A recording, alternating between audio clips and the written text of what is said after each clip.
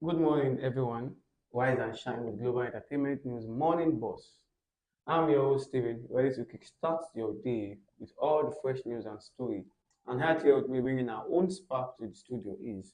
Then, Let's dive into today's headline, fresh from the Punch and Daily Trust newspaper.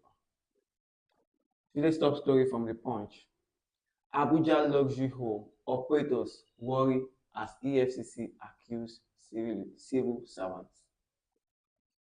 Operators in the housing sector have backed the declaration made by the chairman of the Economic and Financial Crime Commission, Ola Olukayode, who said the most luxurious homes in Abuja are owned by civil servants and not politicians. In an interview with Punch, the president of the Association of Housing Corporation of Nigeria, Enu Obonga, reiterated that homes ownership must be lawful owned and void of corrupt practice.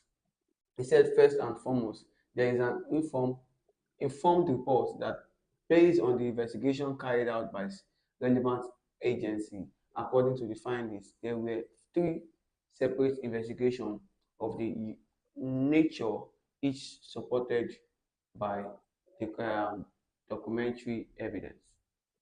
Initially, there were claims that 33 billion naira was missing from the ministry, but after a thorough examination, it was revealed that only 3 billion naira was actually unaccounted for, and even the involved the alleged complicity of some ministers. There is nothing wrong with stating the facts as they are. well, I would say that this thing is kind of very sketchy to talk about when it comes to because there are many people that they they tend not to stay in Nigeria, but they decided to actually build a luxury home because some of them might say that it has been my dream home and then I wanted to say and non-politicians as well playing it's not everything that has to do with a politician having to build a luxury home or something like that. So this thing is kind of been sketchy and then trying to investigate more about it is going to be like you are going into deep into the citizen life of private life and then trying to find out what they do and then it's not as if that this is something that yeah okay. So the said person or the said civilians that is being caught are actually those that are involved in internet frosting and all that. But at the same time, if you're going to talk about this thing, we really need to bring more details into this and then find out what it actually means when it says that a civilian servant is owning a luxurious home. What is other work that is coming in for them, and then what is it there that they actually needed to find out or hold them to the right that this thing is the house is being built by the government money or it's being owned due to the looting and all that. No, I think this is actually what the EFCC should always emphasize on rather than doing irrelevant jobs that are actually causing havoc in the society. All right, moving on to our next story and from the Punch this morning. Court jails Tui for vandalizing Ikeja electrical distribution company cable. Three men have been convicted and sentenced by Lagos State Magistrate Court for vandalizing electricity equipment belonging to Ikeja Electric. The head corporate communication Ikeja Electric plc, Kingsley Okotie, disclosed this in a statement on Tuesday, quoting that as companies are describing it as a strong signal of its zero tolerance stance on vandalism. According to him, the first conviction came on May 5, 2025, at the magistrate court sitting in Ikorodu, where one Adegbite Jamiu was handed a 6-month jail term for vandalizing a transformer serving the Igboye community, charged with conspiracy, unlawful damage and theft. The statement noted that Jamiu pleaded guilty and was convicted accordingly. Well, I'll say that when it comes to vandalizing some certain things in Nigeria, we tend to actually see people doing this, those that do it at night, those that actually wanted to take the risk and go into vandalism and they at daylight. I really feels like we as a citizen, we have a whole lot to actually caution ourselves on when it comes to self-discipline and all that. Tip is something that is very bad. Going as far as going into the electricity pole and all that, trying to steal things is a high, like a very high criminal offense that it's government property. If you are doing it to other communities, stealing phone and all that, you shouldn't go as far. We are not going to say that because the country is bad at this moment. If you are still going to be putting this word that because the economic of Nigeria is not progressing, no one is benefiting, it's as if that we are actually giving them more reasons to say that you can hear now. They say that the Nigerian economic is not good, so we have to tend to look forward. There are still people that are doing a minimum job of, let me say, 15 to 30,000 naira per month, and then they are not going into this. If you are taking this into a job, there I saw a video where a man was at middle of night driving his Sienna to actually pull out a manhole in the middle of the night. This is a family man, and why are people so desperate into this? Later, you are going to be blaming the government that they are not doing their work. You are not even being responsible to yourself. All right, moving away from electricity straight to health. Federal government budget cuts leave 1,500 health workers without pay. Over 1,500 health professionals under the Environmental Health Council of Nigeria paid have not been paid salary in the last 20 months. The inability of the council to pay stemmed from the directive of the federal government to cut off funding for certain agencies of government.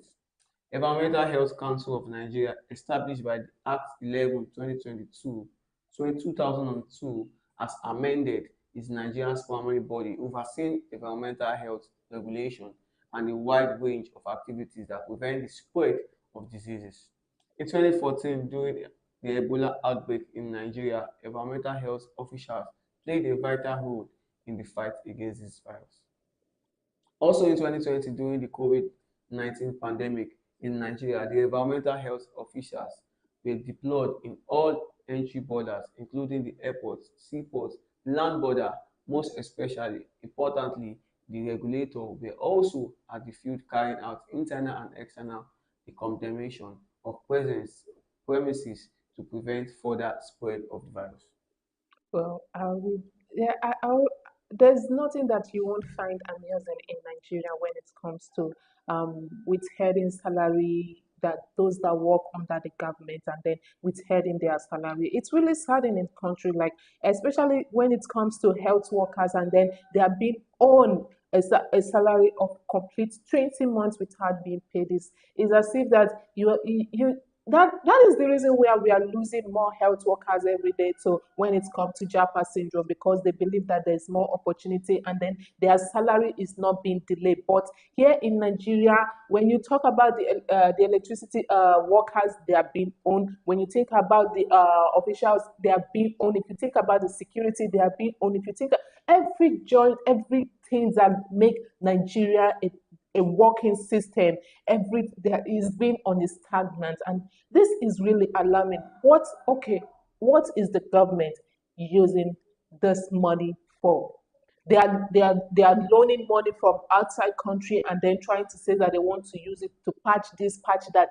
But many things that needed to be done, their salary cannot be held. When it comes to House of Representatives, their salaries are not being delayed. When it comes to governors, their salaries are not being delayed. And those that work day and night, the security personnel, they are complaining every time that their salaries are not being paid on time. Why? Well, I think this is actually it's something we really need to work to prevent in this country. Sectors like the health and the security issues, most of all these sectors I believe are where salaries are not supposed to be even be left without pay, because if you are owing health sectors, just imagine being an emergency to a particular hospital where they are not being paid for over 20 months like this. You don't expect them to work efficiently to do their work directly. They will still have that growth that they've not been paid salary. So many things is going to be going down. All right, moving up to our next story from the Punch this morning. Abia governor unveils 14 rules in urban renewal renewal push. The Abia State Governor Alex Otti has commissioned 14 new roads projects rehabilitated by his administration across Abia and its environs. Commissioning of the road is part of the first phase of the 55 projects the governor has announced to be either commissioned in the coming weeks.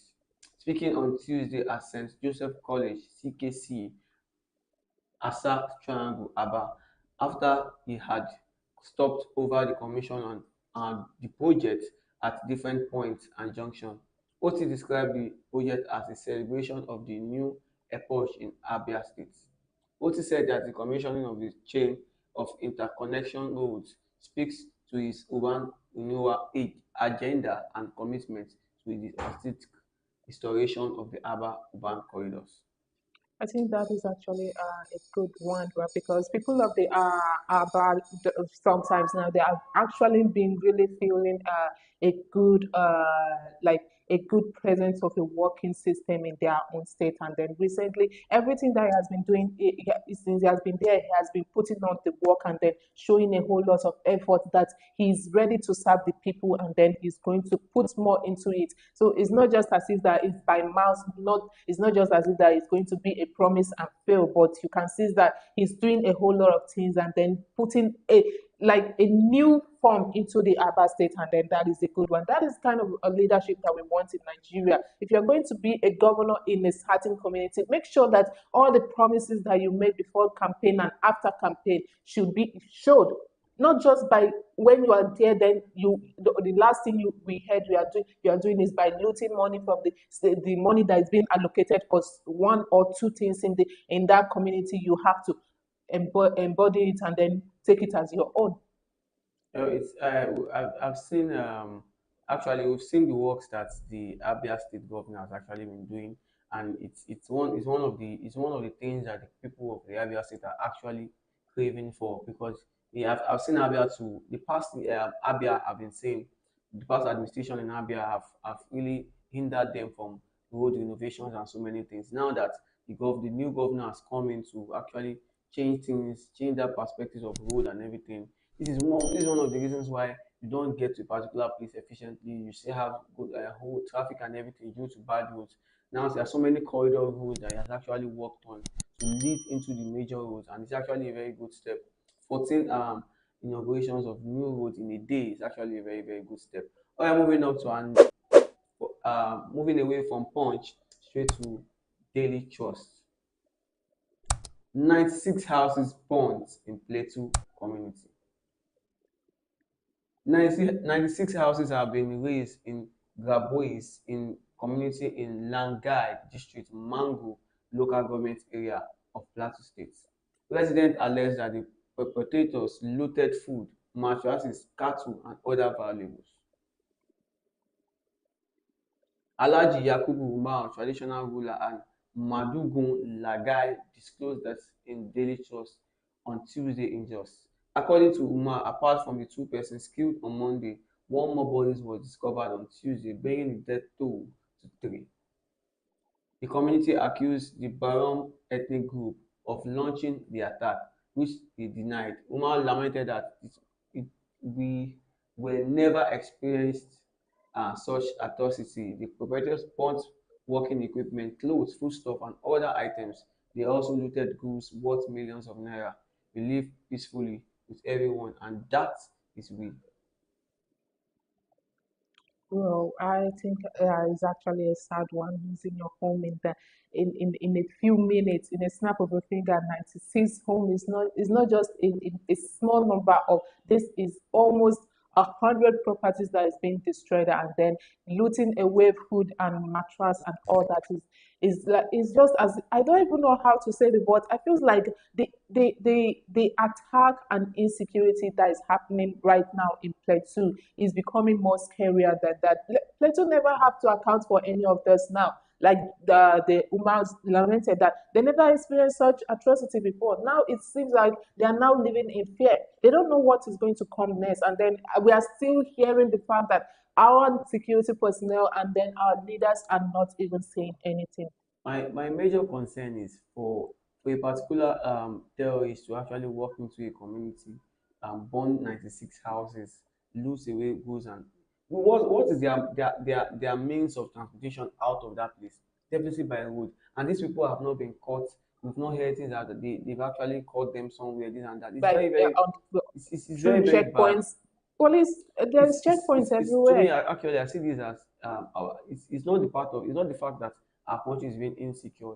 I think the government actually probably know about this movement, because for even the security, you can't tell me there's no security around those areas. There are police stations there, the militaries are also there. You can't tell me someone will come into a community, burn 96 houses, loot away money, loot away goods and foodstuff and everything. And these people, you can't tell me these people are up to 30. They are more than 30 to be able to do this kind of operation. And they left their community without nobody knowing where they went to and the road they took. No, I think there's more to what is really happening in those northern part of the country. All right, moving on to our next story from Daily Trust. June 12 protests against hardship, insecurity to hold in 20 states, says organizers. Ahead of the June 12 Democracy Day, the Take It Back movement has insisted on the nationwide protest scheduled for Thursday. The organizers, the organizers on Tuesday released a list of designated locations where demonstrators are expected to gather. June 12 was adopted in 2018 by the administration of former President Muhammadu Buhari in Nigeria's Democracy Day in honor of the winner of the June 12, 1993 election, Moshood Abiola. The organizer said the protest is against hardship, insecurity, and shrinking civic space under the administration of President Bola Ahmed Tinubu. The movement national coordinator Juwon Sonyaolu disclosed that demonstration would take place in at least 20 states. Well, what I'm going to say is that if we all are in this together, I don't think that there's where you have to say that this social place should not protest, that state should not protest and come out to actually voice out their own concern. We are all Nigeria, and then we are living in Nigeria, and then all this hardship is upon us. So there is nothing that we are going to say that okay, this state should not come out and protest. If you are going to withhold in 20 states, then how much is left of the state to complain?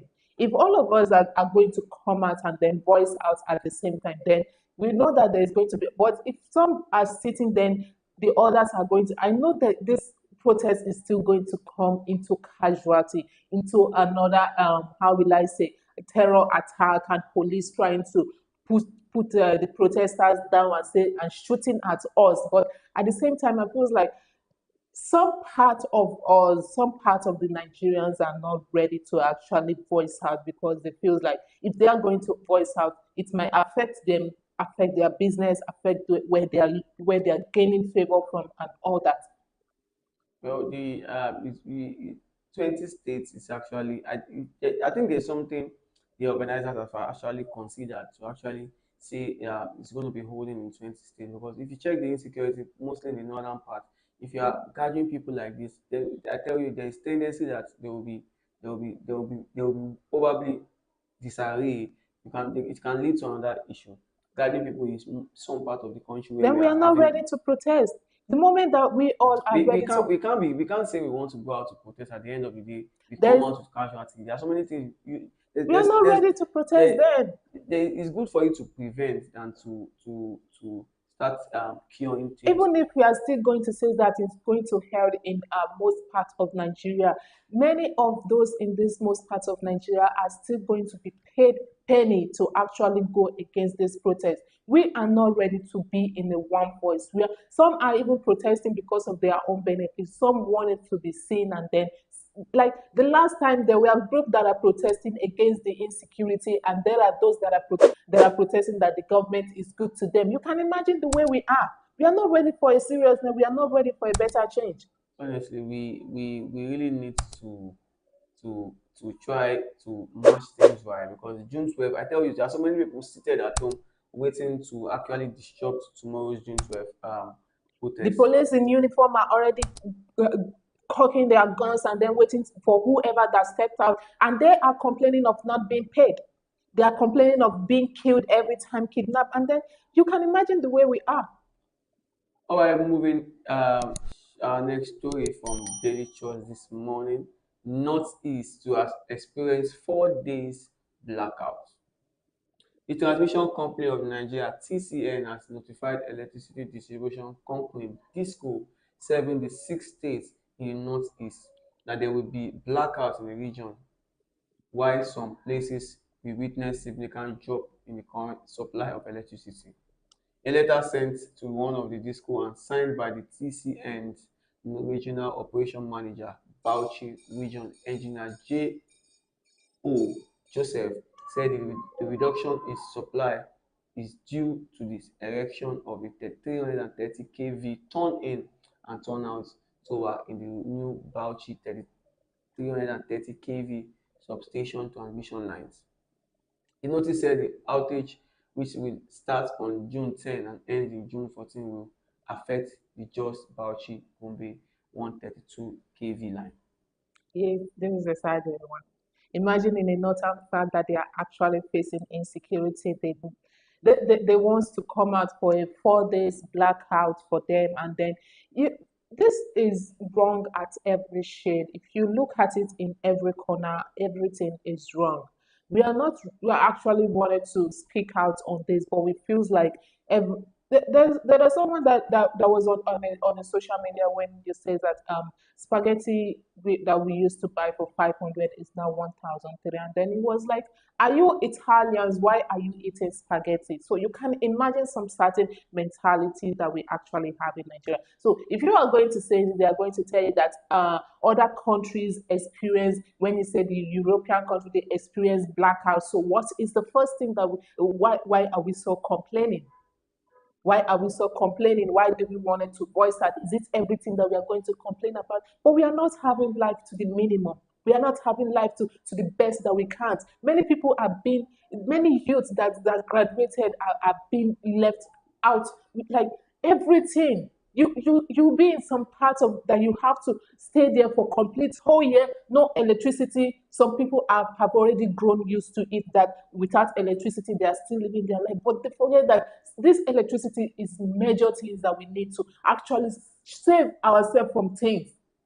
Well, I think the TCN and the discos need to really come out and give us more reasons why there will be blackouts in Imo State, because I saw it in the northeast part of the country, because we expect by this time this actual period we are this generation, most countries they don't really talk about electricity issue The, again, the, but it's the something that most would have been annoying solved a part. long time ago.